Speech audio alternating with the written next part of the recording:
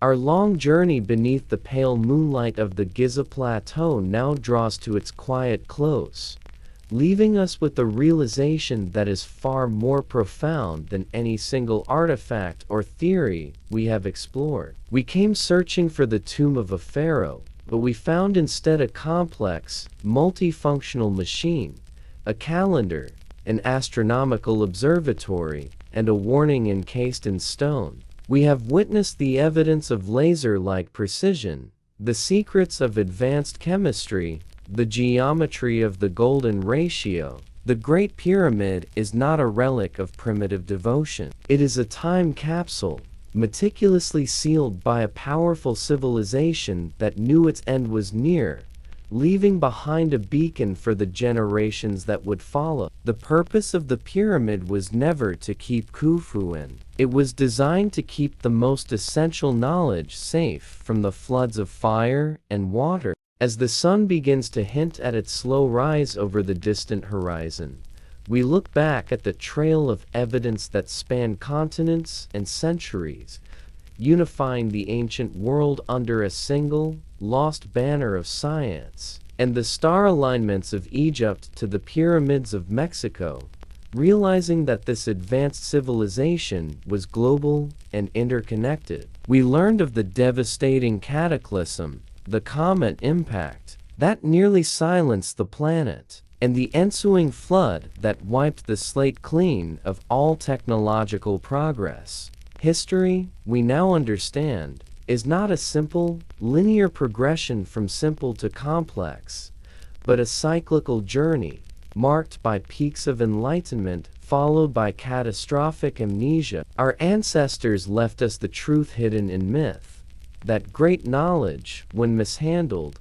can become the instrument of global disaster. The ultimate lesson of the pyramid is perhaps one of humility, forcing us to abandon our modern arrogance. The Giza builders mastered wireless energy, perfected geoengineering, and understood the cosmos in ways that we are only now painstakingly beginning to rediscover through modern particle physics. We are reminded that the science we celebrate today, the study of vibration, the use of acoustic energy, the pyramid, is a challenge to our short memory, urging us to look beyond the academic divisions of history. The great monument continues to communicate with us, whispering its final warnings and its promise of redemption through the recent discoveries of modern science. The detection of the massive sealed void above the Grand Gallery by muon technology is the pyramid's way of telling us that we are finally worthy of the next secret. This void is the final, compelling piece of evidence that the structure's purpose is utilitarian, not funerary, holding what might be the master blueprints, the original energy device, or the key to anti-gravity. The moment we find the courage and the ethical framework to explore that hidden chamber, the door to the forgotten age of science will finally swing open, demanding that we confront the true capacity of our own species. We must reflect on the ethical quarantine that the pyramid builders seemingly enforced upon their own forbidden knowledge, hiding the secrets from their successors out of a profound sense of caution. They understood that the power to control matter, to harness the energy of the earth, must be accompanied by the wisdom to use it responsibly, a wisdom that they themselves perhaps lacked at the end. The ancient warnings of the flood tell us that unchecked technological ambition, divorced from ethical and spiritual balance, will inevitably lead to the destruction of the builders. The pyramid is a mirror, showing us that our current challenges, climate change, energy crises, and global instability, are merely the repeating symptoms of a disease that destroyed a civilization before us. The ancient stones ask us directly, have we learned the lesson yet? Now, as the stillness of the deep night settles over the plateau, we allow the knowledge we have gained to settle quietly within our minds, knowing the facts are safe. The purpose of this long journey into history and mystery was not to excite the nervous system, but to engage the deep subconscious. The massive, perfect geometry of the pyramid is a symbol of order. The structure itself is an anchor, a physical manifestation of perfect truth that refuses to bend to time or erosion. The silent stones of the pyramid stand eternally aligned with the North Star, the only point in the sky that does not move, symbolizing peace and fixed direction. As you drift now up the smooth, precise geometry of the building, relax your mind. There is no need for worry, for the crucial knowledge is preserved, safe from any future disaster, held fast by the masters of the first time. You have completed the long journey, absorbed the mystery, and understood the warning. You are now connected to the ancient keepers of the flame, ready to carry the wisdom of the ages into the sanctuary of your dreams. Rest now, under the watchful gaze of the Sphinx and the eternal, silent promise of the Great Pyramid. The shattered remnants of the superior civilization understood that their greatest treasure was not gold or physical artifacts. They realized that the next age of man would not be ready for the complete science of the pyramids, fearing it would be corrupted or weaponized, leading to another self-inflicted cataclysm. Therefore, the survivors, the Shemsu Hor, the wise men, and the first priests created a chain of transmission, hiding the essential truths within symbols, myths, and the secret rituals of emerging societies. This hidden stream of knowledge flowed like an underground river, resurfacing centuries later in the geometric perfection of the Gothic cathedrals and the cryptic texts of the alchemists. The most prominent example of this secret transmission is found within the traditions of Freemasonry, an order whose very foundations are rooted in the architectural wisdom of the ancient world. The Masons, or Master Builders, used the tools of the trade: the compass, the square. Their rituals and their deep reverence for King Solomon's temple reflect an inherited understanding of sacred geometry, a branch of mathematics that the Giza builders mastered completely. The entire plan of the cathedral, from the floor plan to the height of the vaults, echoes the precise phi-golden ratio and pi relationships that were first encoded in the Great Pyramid. This suggests that the builders of the medieval world were directly linked to the builders of the ancient world, preserving the secrets of non-Euclidean geometry in a hidden language of stone and symbol. Alchemy, which history often dismisses as the foolish pursuit of turning lead into gold, represents the fragmented memory of the advanced chemistry and material science of the pyramid builders. The alchemists were not merely searching for wealth, they were seeking the philosopher's stone, a catalyst that was said to purify matter and achieve transformation. This quest may be interpreted as a metaphor for manipulating elements at an atomic level, a technology that could have been used to cut granite with ease or to power the pyramids. Their use of cryptic symbols and coded language to describe chemical reactions was a necessity, protecting their findings from an ignorant society that would have labeled them as sorcerers. It is an acknowledgement that the science of the ancestors was so far beyond the comprehension of their contemporaries that it could only be expressed in veiled terms of magic and transmutation. As the centuries turned into millennia, the knowledge became more fragmented, but it did not die, eventually culminating in the extraordinary work of Nikola Tesla in the late 19th and early 20th centuries. Tesla, the visionary inventor of alternating current, spoke frequently of accessing universal knowledge and was consumed by the pursuit of free, wireless energy transmitted through the Earth itself. His famous Wardenclyffe Tower, built on Long Island, was an attempt to create a global broadcast system for power. Tesla believed the Earth was a vast conductor of acoustical resonance, a giant tuning fork, and that energy could be tapped simply by matching the planet's natural frequency. This is the exact function that many engineers now attribute to the Giza monument, a massive resonant energy device harnessing telluric currents and atmospheric charge. The parallels between Tesla's vision and the pyramid's suspected function are too specific and numerous to be mere coincidence.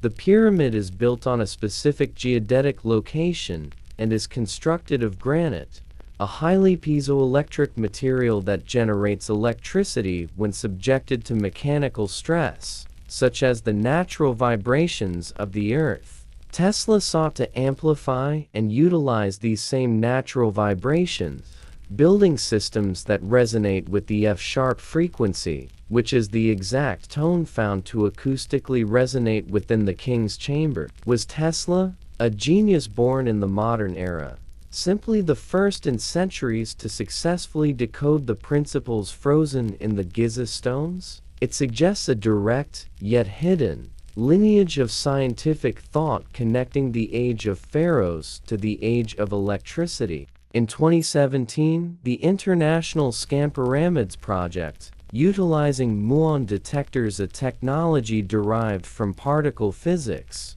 announced the discovery of a massive, previously unknown void above the Grand Gallery. This enormous cavity is at least 100 feet long, large enough to hold a 20-passenger airplane, and is completely sealed, without any known entrance or passage leading to it. This structural anomaly defies the accepted logic of pyramid construction and hints at a deeply complex internal architecture whose purpose remains entirely unknown to us. The presence of this void challenges the very timeline and purpose of the pyramid, suggesting that it contains not an empty burial chamber, but an integral piece of the machine. The fact that the builders sealed it so thoroughly suggests that whatever it contains was deemed too important, or too dangerous, to be easily accessed by later, less knowledgeable generations. The technology that revealed this void muon physics is a clear sign that the pyramid is still yielding its secrets only to the most advanced tools of the age, maintaining a dialogue with the 21st century. The trauma of the Great Cataclysm, as remembered in the flood myths, was a warning that the human species can be trusted with technology up to a certain point, beyond which self-destruction becomes inevitable. The lost civilization may have engineered its own downfall through the abuse of energy or through a scientific hubris that destabilized the planet. The pyramid builders encased their knowledge in stone, not just to preserve it, but perhaps to enforce a quarantine, ensuring that the forbidden secrets would only be unlocked when humanity had evolved past its destructive, childish tendencies. The discovery of free energy or gravity manipulation today could solve our planet's crises, but it could also lead to a new, terrifying arms race. As we lie here contemplating the legacy of the Giza builders, the stars of Orion move slowly across the apex of the Great Pyramid, completing their eternal cycle. The ancient structure remains silent, but its message is becoming clearer with every scientific discovery, revealing that our ancestors were not primitive, but were perhaps our greatest teachers. The knowledge is no longer forbidden. It is merely waiting for us to achieve the necessary maturity to handle it responsibly. The ancient builders did their part, preserving the truth through fire and flood. And now, the task falls to us to listen to the whispers of the stone. For thousands of years, the global civilization we have described flourished, building their monuments and mapping the stars, living in a golden age that seemed like it would last forever. But the geological record and the myths of our ancestors tell us that this age of wonders came to a sudden and violent end, a termination event that nearly wiped humanity from the face of the earth. Around 12,800 years ago, a time known to geologists as the Younger Dryas, the climate of the Earth shifted drastically and instantly. The serene silence of the desert we see today hides the violence of the past, a time when the sky turned to fire and the oceans rose to swallow the land. It is the story of the Great Flood, the deluge that cleansed the world of corruption and destroyed the cities of the gods. And the indigenous tribes of the Americas speak of a great water that covered the mountains. When independent cultures separated by vast oceans all memorize the exact same nightmare, we must stop treating it as fiction and start treating it as a witness testimony. They were warning us, encoding the memory of their trauma into myths so that we would not forget what happened when the balance of the world was broken. Science is now beginning to align with these ancient myths, finding evidence of a massive cosmic impact that occurred at the exact time these stories are set. Theories suggest that a disintegrating comet, fragments of a celestial wanderer, slammed into the North American ice cap with the force of thousands of nuclear bombs. The heat from this impact would have instantly vaporized millions of tons of ice, sending shockwaves through the atmosphere and destabilizing the crust of the planet. The resulting meltwater would have unleashed a tsunami of unimaginable height, a wall of water sweeping across the Atlantic and reshaping the coastlines of the world in a single day. Imagine the panic of the advanced builders, the gods of the Golden Age, as they realized their technology and their stone machines were powerless against the fury of nature. The great port cities that once connected Egypt to the Americas were lost forever, turning into the legends of Atlantis that Plato would write about thousands of years later. Plato described Atlantis as a high-tech naval power that vanished in a single day and night of misfortune, a description that matches the sudden onset of the Younger Dryas event perfectly. All that remained were the high-altitude outposts, the stone megaliths in the mountains of Peru, and the pyramids on the Giza Plateau, standing like tombstones in a graveyard. The devastation was not limited to the water. The impact threw enough dust. Woolly mammoths in Siberia have been found frozen instantly with fresh buttercups still in their mouths, indicating that the temperature dropped so fast they didn't even have time to swallow their last meal.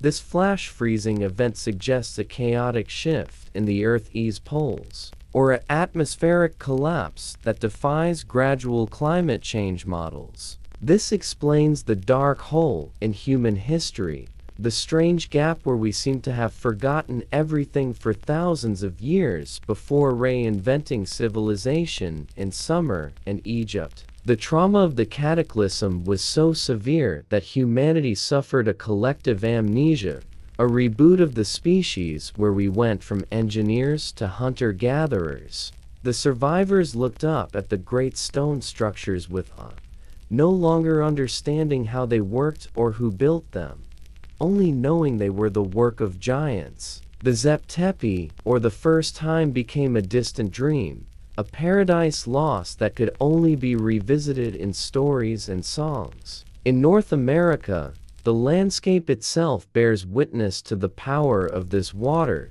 specifically in the channeled scablands of Washington state. Here, we see deep canyons and ripples in the earth that look like they were formed by a small stream, but on a scale that is magnified hundreds of times. Geologists initially ridiculed the idea of a mega flood, but it is now accepted that a wall of water 2,000 feet high ripped through this landscape, carving solid bedrock like butter. This is the physical footprint of the myth, the geological proof that the stories of the elders were true. If such a flood happened there, it happened everywhere, wiping the slate clean and burying the evidence of the previous epoch under layers of mud. As the waters eventually receded and the sun returned after the long winter, the world was a different place, a broken ruin of its former self. The sea levels had risen by 400 feet, submerging the continental shelves where most of the human population had likely lived. The great coastal civilizations were gone, leaving only the enigmatic ruins on higher ground as clues to their existence. The Sphinx, with its water-eroded body, sat watching the chaos, a survivor of the rain that fell for centuries. It stands as a marker of the time before the change, a monument to a world that was lush, green, and advanced before the ice and the water came. The few who survived, the Noah figures of the world, emerged from their shelters to find a silent planet, devoid of the networks and commerce that had defined their lives. They were the keepers of the flame, the individuals who carried the memory of the mathematics and the astronomy in their minds, knowing they had to pass it on. They were the teachers who would eventually show up in the early days of Egypt, Mexico, and Mesopotamia, described as the bringers of civilization, who taught the locals how to farm and build. They were not gods, but the traumatized refugees of a superior culture, trying desperately to plant the seeds of knowledge before they died out. In the next part, we will explore their legacy and how they attempted to warn us, so that we might not suffer the same fate. Following the great cataclysm that shattered the Golden Age, the world fell into a period of darkness and silence that lasted for thousands of years. The survivors of the lost civilization, few in number and stripped of their great machines, emerged into a landscape that was unrecognizable, a world washed clean by water and fire. According to the ancient Egyptian texts known as the Edfu building texts, these survivors were called the Shemsu Hor, or the followers of Horus, wise beings who wandered the earth to re-establish the sacred sites. They did not possess the industrial capacity of their ancestors, but they carried the blueprints, the mathematics, and the memories of the first time. They traveled to the Nile Valley, which had been spared the worst of the destruction, and began the slow process of jump-starting civilization again. Their mission was to preserve the legacy of the fallen gods, encasing the remaining knowledge in stone, where it could not be washed away by another flood. We see evidence of this restarting in the curious decline of construction quality as we move forward in time, rather than the progress we would expect. The history of ancient Egypt presents a paradox. The oldest pyramids, those of Giza, are the most perfect and the most massive, while the pyramids built centuries later are crumbling ruins of mud and small stones. This is the opposite of evolution. It is a clear sign of a legacy being lost, a technology that was inherited rather than invented, and which slowly faded as the instructions were forgotten. The dynastic Egyptians were incredible architects in their own right, but they were mimicking the works of the giants who came before them, trying to replicate the power of the gods with the tools of men. They covered the walls with hieroglyphs and art, perhaps trying to explain the function of machines they could no longer operate, turning science into religion. Somewhere beneath the sands of the Giza Plateau, legends speak of a hidden repository known as the Hall of Records, a library containing the total wisdom of the lost civilization. The American mystic Edgar Cayce predicted that this hall would be found beneath the paws of the Sphinx, a prophecy that has intrigued seekers and geologists for nearly a century. Ground-penetrating radar scans in the 1990s did reveal cavities and voids beneath the Sphinx, rectangular chambers that appear to be man-made and deliberately placed. Egyptian authorities have restricted excavation in these areas, leaving the question unanswered: do the blueprints of the ancient world still lie waiting in the dark? If such a library exists, it would contain the answers to the mysteries of energy, gravity, and the true history of the human race, potentially changing everything we know about ourselves. The tragedy of lost knowledge is not just a story of the distant past, but a recurring theme in human history, culminating in the destruction of the Great Library of Alexandria. This library was the brain of the ancient world, housing hundreds of thousands of scrolls that collected the wisdom of Egypt, Greece, Persia, and India, including works that surely reference the pre-flood world. When it burned, humanity suffered a lobotomy, losing centuries of progress in medicine, astronomy, and engineering in a single night of fire and madness. We know from surviving fragments that there were books describing steam engines, complex automatons, and the heliocentric model of the solar system, long before they were discovered in Europe. The burning of the library ushered in the Dark Ages, a long slumber from which we have only recently awakened, forcing us to relearn what was once common knowledge.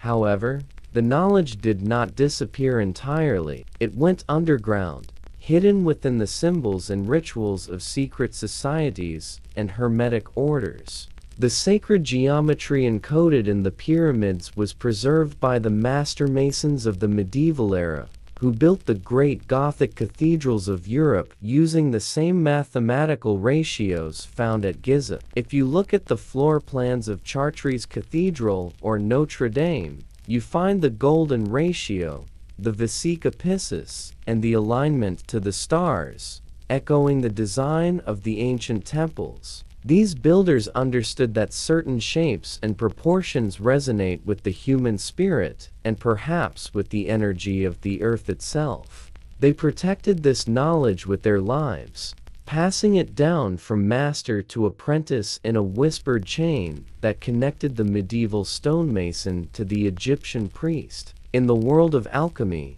dismissed by modern science as a foolish quest to turn lead into gold, we find the remnants of a high chemistry that was once practical science. The philosopher's stone may not have been a magical rock, but a metaphor for a lost technology, perhaps a substance or a process related to the powder found in the pyramids. The alchemist spoke of a white powder of gold that could grant longevity and superconductivity, a concept that parallels modern research into monatomic elements. Their cryptic texts and strange drawings were not nonsense. They were encrypted manuals, written in code to protect dangerous knowledge from the uninitiated and the church. They were trying to reconstruct the science of the pyramids in makeshift laboratories, grasping at the shadows of a fallen giant. As we moved into the modern industrial age, the connection to the ancient seemed to be severed completely, until the arrival of a genius who seemed to remember the future. Nikola Tesla, the inventor of alternating current, spoke of the earth as a conductor of acoustical resonance, a concept that aligns perfectly with the function of the Great Pyramid. His Wardenclyffe Tower was designed to transmit wireless energy across the globe,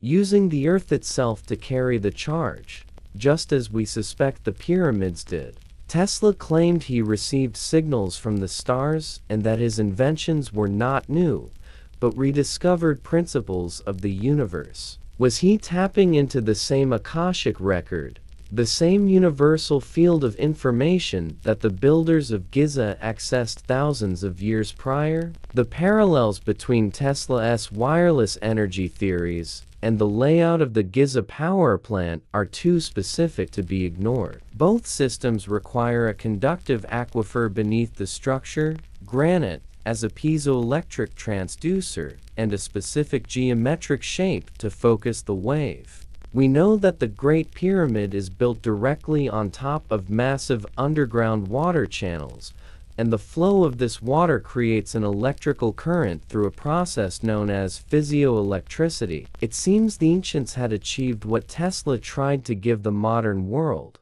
free, clean, wireless energy for everyone. But just as Tesla's funding was cut and his tower destroyed, the ancient machine was dismantled or shut down, leaving us dependent on burning fossil fuels. Now, as we stand in the 21st century, we are finally developing the tools to look back with new eyes.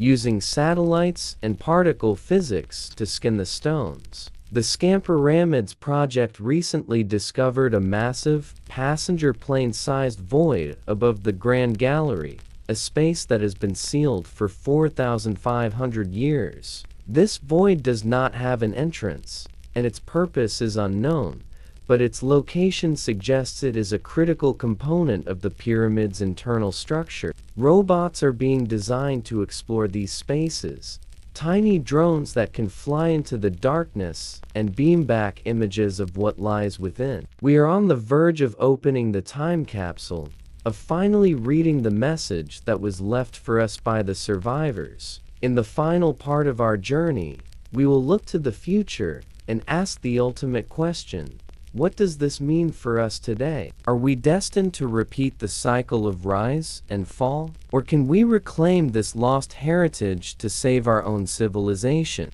The stones are still there, waiting for us to attain the level of consciousness required to turn the key. The knowledge is not forbidden. It is merely forgotten, sleeping in the silence of the desert, waiting for the children of the future to remember who they really are. As we delve deeper into the enigma of the Great Pyramid, we must cast aside the simplistic notion that this colossus was merely a resting place for the dead. The internal layout of the pyramid resembles a functional schematic of a massive industrial complex, rather than the layout of a burial chamber. When engineers and physicists analyze the diagrams of the Grand Gallery and the inner chambers, they do not see religious corridors. They see a machine designed to manipulate sound, light, or fluids. The walls of the Queen's chamber, specifically, are encrusted with salt,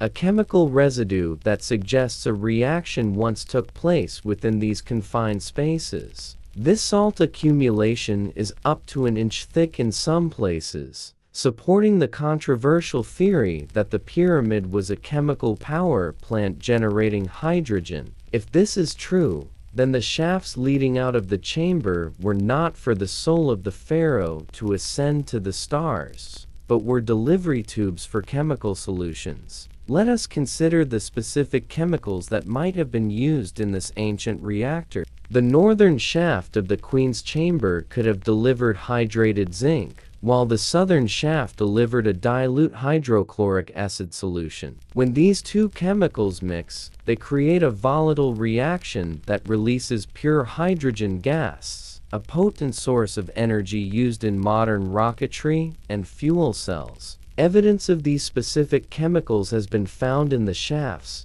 traces that have puzzled archaeologists for decades because they have no place in a tomb. The presence of such substances implies a level of chemical engineering that was not supposed to exist until the Industrial Revolution. It paints a picture of the Giza Plateau not as a silent cemetery, but as a humming power station lighting up the ancient world. The Grand Gallery, which we walked through in our minds earlier, serves a critical function in this power plant theory. Its stepped ceiling and precise geometry are ideal for acting as a resonator, a chamber designed to amplify and focus sound waves coming from the earth beneath.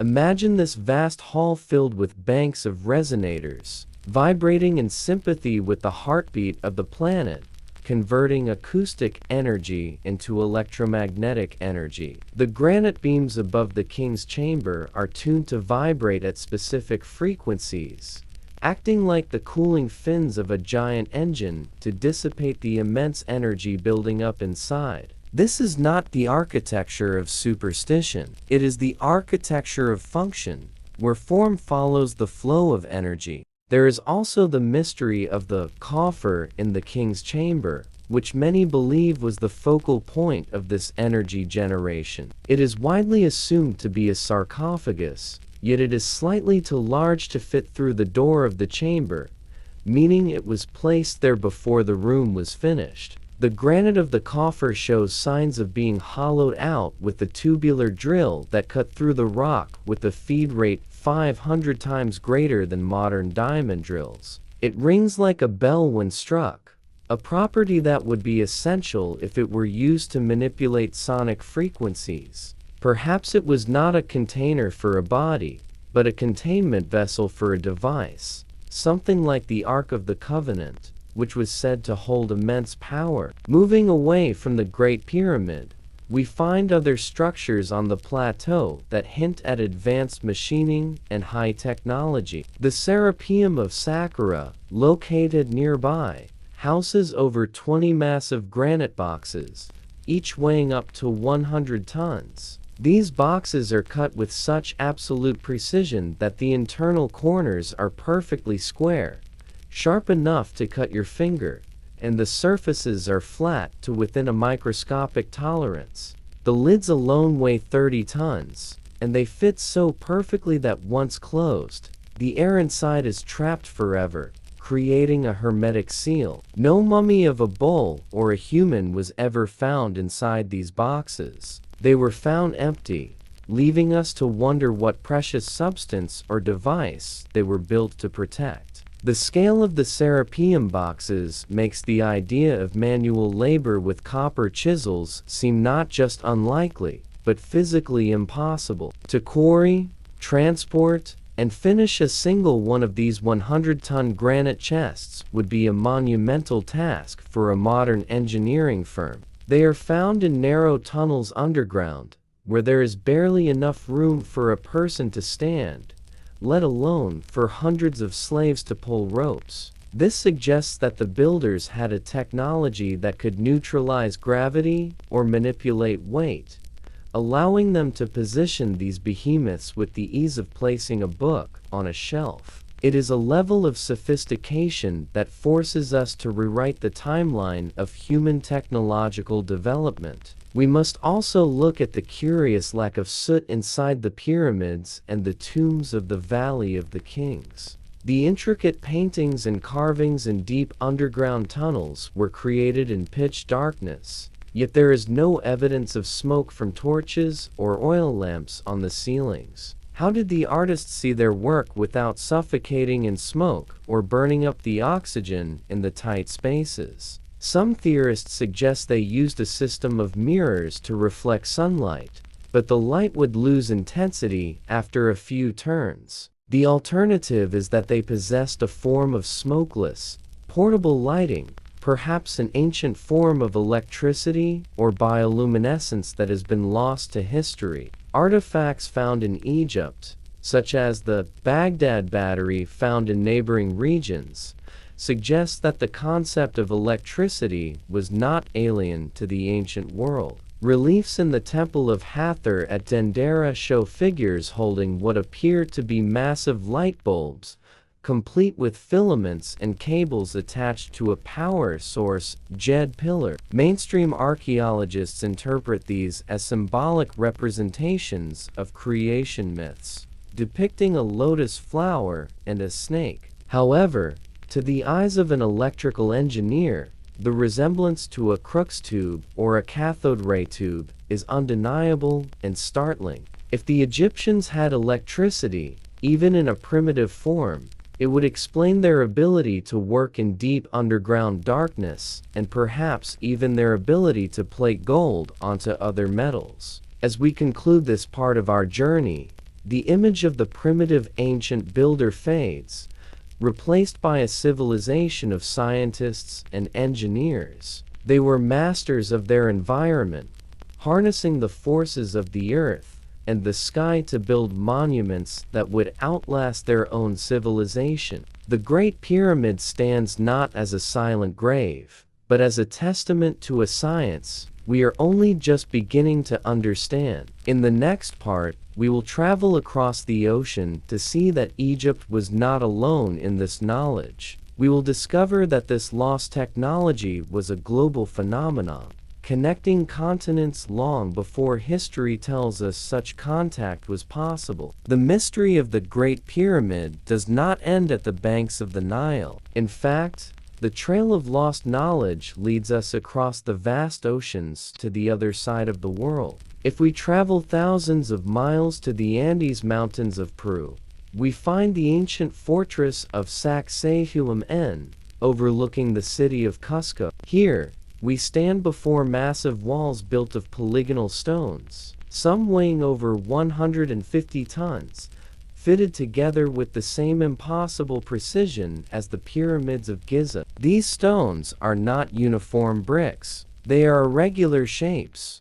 locking together like a 3D jigsaw puzzle that makes them earthquake-proof. Just like in Egypt, not a single sheet of paper can fit between the joints, and there is no mortar used to hold them together. The connection between Egypt and Peru becomes undeniable when we look at the specific construction techniques used in both locations. In both places, we find the mysterious nubs or protrusions on the bottom of the granite blocks, small bumps whose purpose remains unknown. Some say they were used for lifting, but their small size and placement make them impractical for moving such massive weights. It is more likely that they are a signature, a stylistic fingerprint left by the same school of builders who operated on a global scale. How could two civilizations, separated by the Atlantic Ocean and supposedly thousands of years, use the exact same unexplained architectural details? Let us travel further north to Mexico,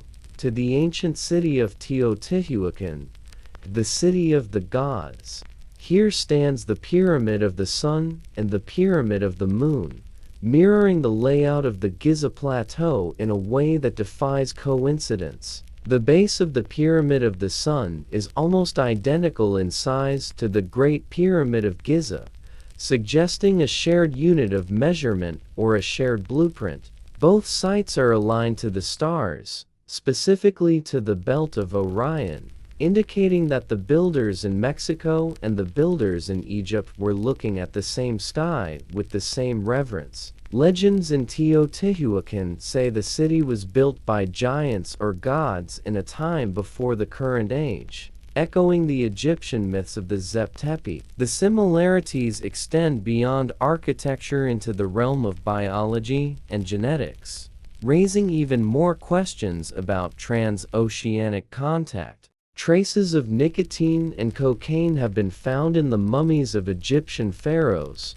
substances derived from tobacco and coca plants, which are native only to the Americas. For these plants to reach ancient Egypt, there must have been trade routes crossing the Atlantic thousands of years before Columbus. This suggests that the ancient world was far more interconnected than we are taught, a global network of commerce and knowledge sharing. It implies that the lost civilization was a seafaring one, capable of navigating the globe and influencing cultures on every continent. We find more evidence of this global capability in the megalithic site of Baalbek in Lebanon, home to the largest stone blocks ever quarried by human hands. The stone of the pregnant woman weighs an estimated 1,200 tons, and a newly discovered block beneath it weighs even more, pushing the limits of our imagination. The Romans built temples on top of these stones, but they did not cut them. The foundation stones show erosion that predates the Roman era by thousands of years. Who moved these stones, and more importantly, why use such massive blocks when smaller ones would suffice? The answer lies in the function. Only such massive mass could provide the stability needed for a specific, perhaps technological, purpose. In Indonesia, the site of Gunung Padang is challenging the very timeline of civilization itself. Initially thought to be a natural hill, ground-penetrating radar has revealed it to be a man-made pyramid structure dating back as far as 20,000 years. This would make it older than the last ice age, older than any known civilization, pointing to a forgotten chapter of human history. If verified, Gunung Padang proves that advanced building techniques existed long before the rise of Sumeria or Egypt. It suggests that the pyramid shape is a universal archetype, a design shared by a progenitor civilization that seeded this knowledge around the equator. Even on the isolated Easter Island, The famous Moai statues share a connection with the walls of South America and the temples of Egypt. Beneath the statues, we find stone platforms called ahu, constructed with the same tight-fitting, mortar-free masonry found in Cusco and Giza. The statues themselves, with their elongated ears and hands clasped over their navels, bear a striking resemblance to the statues found at Göbekli Tepe in Turkey. These stylistic similarities across thousands of miles of ocean suggest a shared cultural heritage or a shared influence. It is as if we are looking at the remnants of a single, global culture that was fragmented and scattered. The water erosion on the Sphinx, the polygonal walls of Peru, the star alignments of Mexico, and the buried pyramid of Indonesia all point to one conclusion. We are not looking at isolated incidents of genius. We are looking at the fingerprints of a lost global civilization. This civilization possessed a deep understanding of the earth, the stars, and the manipulation of matter, knowledge that they attempted to preserve in stone. They built big, they built to last, and they built with a code that we are only now beginning to crack. As we stand amidst these ruins scattered across the globe, the silence is heavy with the weight of forgotten memories. The wind that blows through the pillars of Karnak is the same wind that sweeps over the plains of Nazca and the peaks of the Andes. It carries the whisper of our ancestors, telling us that we are not the first to be great, and we may not be the last to fall. In the next part, we will explore what happened to this great civilization. We will look into the cataclysm that wiped them from history, the great flood that is remembered in the myths of every culture on Earth. In the deep silence of the desert night, long before the lights of modern Cairo touch the horizon, a colossal shape rises against the stars. It stands as a mountain not made by nature, but crafted by human hands, a silent sentinel watching over the passage of millennia. The Great Pyramid of Giza is not merely a tomb or a monument. It is a message from a forgotten time, a time when humanity may have possessed knowledge that we have only recently begun to rediscover. While the world sleeps, the stones remain awake, holding within them secrets that history books have failed to explain, whispering a story of advanced technology lost to the sands of time. Imagine standing at the base of this structure, feeling the immense weight of history pressing down on you from a height of 481 feet. To build this masterpiece, over 2 million limestone blocks were cut, transported, and assembled with a precision that rivals the finest optical instruments of the modern age. We are told that this was done with primitive tools, with copper chisels and stone hammers, by a civilization that had not yet invented the wheel or discovered iron. Yet, as you run your hand over the casing stones, you realize that the official story is a puzzle with missing pieces, a narrative that crumbles under the weight of the evidence. Let us travel back 4,500 years, to a time when the Giza Plateau was a bustling hub of activity, or perhaps something far more mysterious. The sheer scale of the construction is mind-boggling. The footprint of the Great Pyramid covers 13 acres, an area large enough to hold the cathedrals of Florence, Milan, and St. Peter's and Rome combined. If you were to lay the stones of the pyramid in a line, they would stretch 2/3 of the way around the equator, a wall of rock encircling the planet. This was not a project of mere vanity. It was an act of geoengineering on a planetary scale, requiring logistics and management capabilities that would challenge the greatest superpowers of today. Consider the precision of the foundation, leveled to within a fraction of an inch across that massive 13-acre base. Modern engineers, equipped with laser levels and satellite technology, would struggle to achieve such perfect flatness, yet the ancient builders achieved it with ease. They did not just pile stones. They aligned them with the cosmos,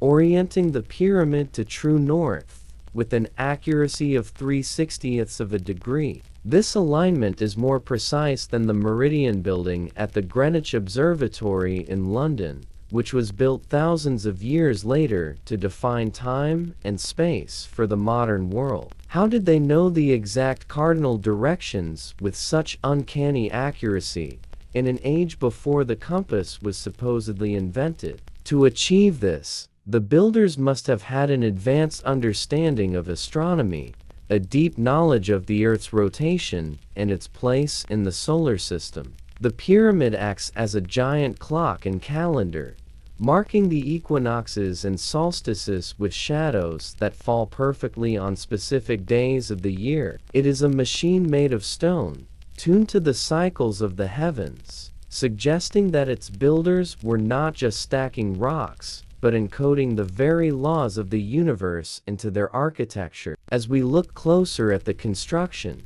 the mystery deepens with the presence of granite, a stone far harder and more difficult to work with than the local limestone. The king's chamber, deep within the heart of the pyramid, is constructed of massive red granite beams, some weighing up to 70 tons. These colossal stones were not found at Giza. They were quarried in Aswan, over 500 miles to the south, and transported up the Nile River against the current. Moving a 70-ton block today requires specialized cranes and heavy-duty hydraulic trailers, yet we are to believe they were moved on wooden sleds and fragile barges. The cutting of these granite blocks presents an even greater enigma, as granite contains quartz, a mineral hard enough to destroy copper tools in moments. Yet, the cuts on these blocks are smooth and precise, showing signs of tool marks that look suspiciously like those made by modern power saws.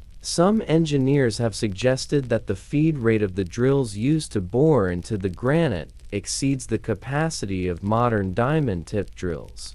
Could it be that the ancient Egyptians possessed a form of technology based on sound or vibration, a lost science that allowed them to manipulate stone with ease? Let us venture inside the pyramid, through the robber's tunnel, into the dark and narrow passages that ascend into the void. The atmosphere changes here. The air is thick and still, and the weight of the millions of tons of stone above you creates a palpable pressure. You are entering the Grand Gallery, a corbelled hallway of stunning architectural beauty, rising nearly 30 feet high and stretching upwards into the darkness. The walls are polished and seamless, fitted together without mortar so tightly that a sheet of paper cannot pass between the joints. This grand gallery does not look like a ceremonial hallway for a funeral procession. It looks industrial, functional, like a component of a massive machine whose purpose we have forgotten. The slots running along the sides of the gallery suggest that something was once mounted here,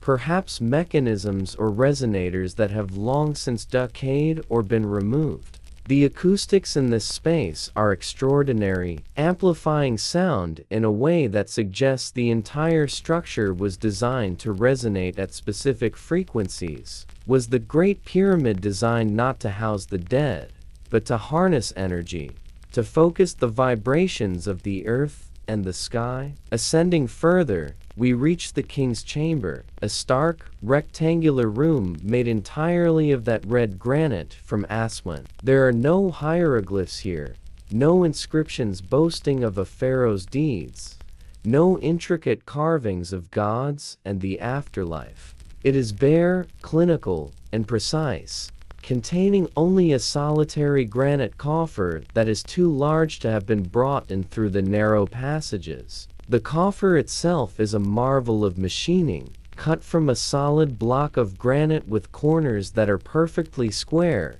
and an interior that is polished to a mirror-like finish. Why would a tomb be left so unadorned, so unlike the lavishly decorated burial chambers found in the Valley of the Kings? The absence of art and writing suggests that the function of this room was utilitarian, not ceremonial. Some researchers propose that the king's chamber was the heart of the power plant, the place where the energies harnessed by the pyramid were focused and utilized.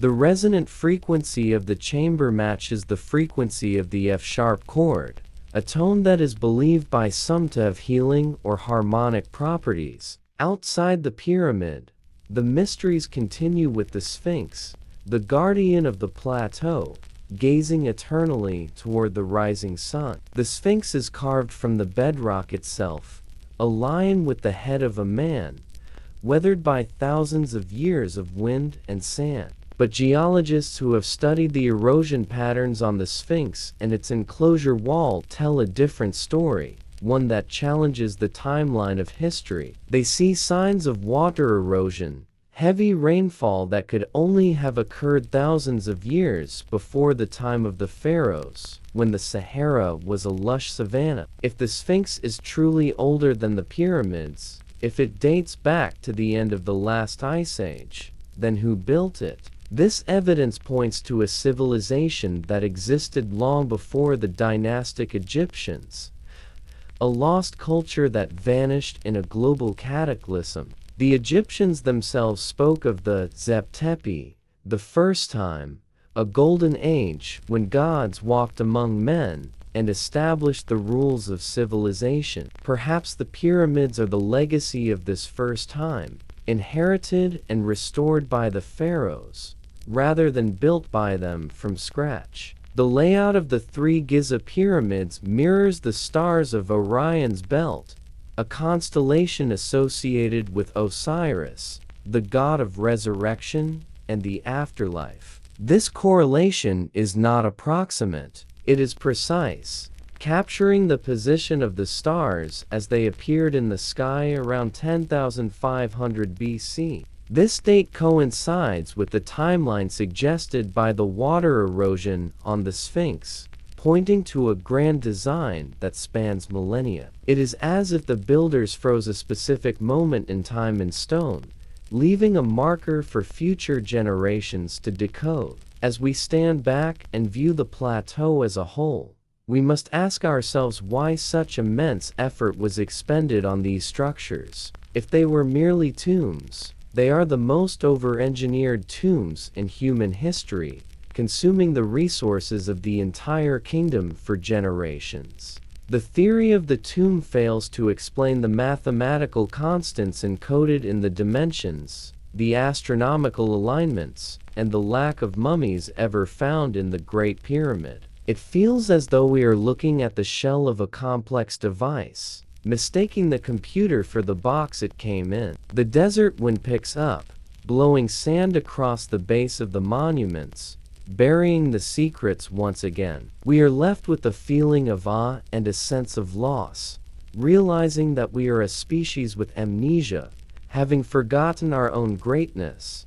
The Great Pyramid stands as a challenge to our arrogance, a reminder that we are not the first to reach the heights of engineering and science. In the shadows of Giza, the ghosts of the past are waiting for us to listen, to open our minds to the possibility that history is not a straight line, but a cycle. And this is just the beginning of the mystery, for as we peel back the layers of the past, we find more questions than answers. The stones of Giza are silent, but if you listen closely in the quiet of the night, you can almost hear the hum of a lost technology. We have only scratched the surface of what lies hidden beneath the sands and within the chambers of the Great Pyramid. As the moon rises over the apex, illuminating the ancient limestone, we prepare to journey deeper into the forbidden secrets, to explore the hidden voids and the impossible science of the ancients.